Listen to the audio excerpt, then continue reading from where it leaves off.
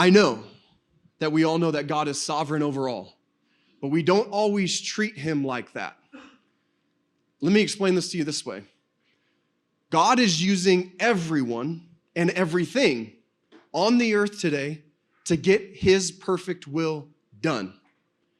But God doesn't need us to get his perfect will done, but he wants us. He wants us. That's a big difference. He wants us to do the work. How many of you want to be used for the Lord in your life? How many of you want to serve the Lord? Of course, right? Should be everybody. Look, if that's truly what you want, then you got to listen up. It's time to pay attention. It's time to start doing things God's way and not our way.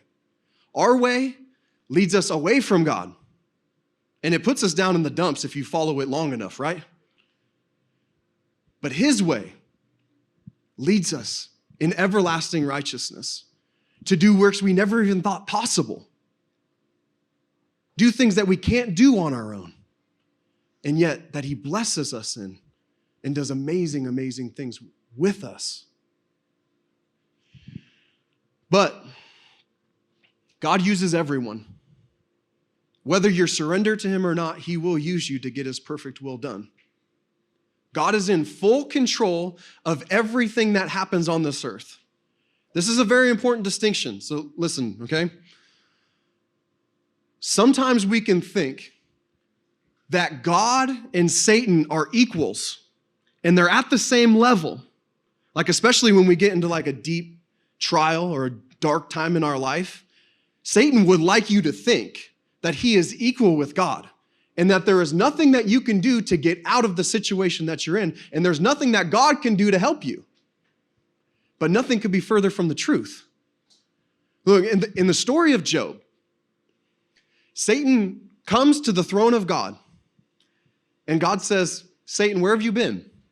And Satan goes, well, you know, I've been there and I've been here. I've been all over the place doing what I do. Okay, so first thing to notice is that Satan comes to the throne of God and gives an account of what he's been doing to God.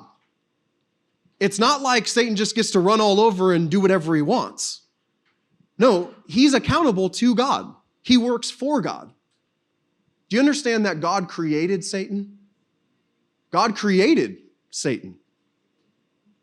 That's fascinating, right? In knowing that God knows, and God knew even before he created him, just like he knew before he created us, what our existence was going to be about and what we were going to do. And yet God created Satan anyway. God uses Satan to get his work done. And as the story goes, Satan is saying, hey, I'm just going around doing my thing. And God says, well, have you considered my servant Job?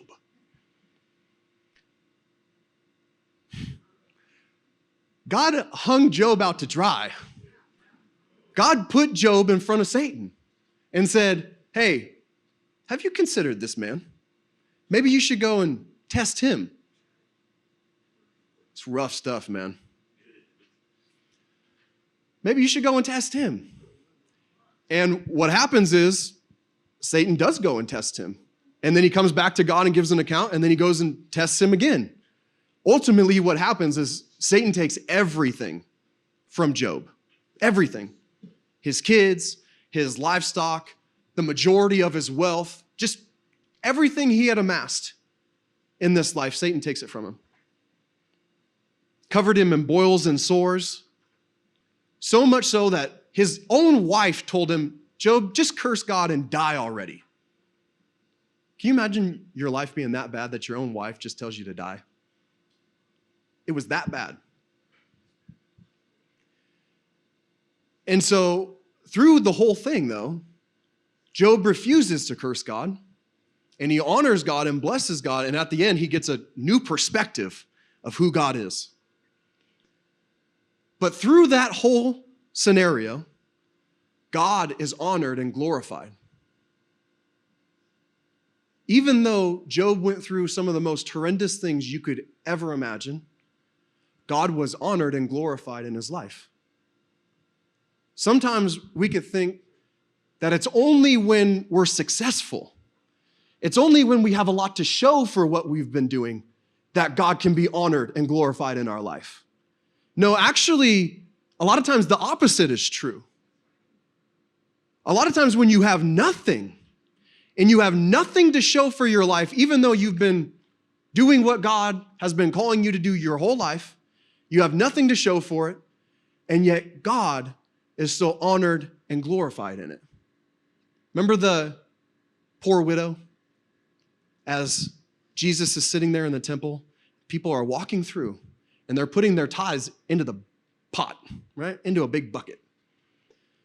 And they're watching as all these rich people are coming down the line, and they're dumping it in and dumping it in and dumping it in. And then all of a sudden, this poor little widow comes up, and she had 2 little small copper coins worth next to nothing. And she put them in. And Jesus said, do you see this poor widow? She has given more than everyone else. For everybody else gave out of their abundance, but she gave out of her poverty. You see, the person who got honored by God and who honored and glorified God in that situation was the poor widow. Even though everybody else put in much more than she did. She had almost nothing to show for her life, and yet her faith was such that she knew she could give everything and God would still take care of her. Look, that's what God calls not just for your possessions, but for your life as well, for your very existence. That even though you may not be much, you may not have a lot to offer God, but you would give everything to serve him, knowing that he can use that and he would be honored and glorified to have it. That's what God desires out of us.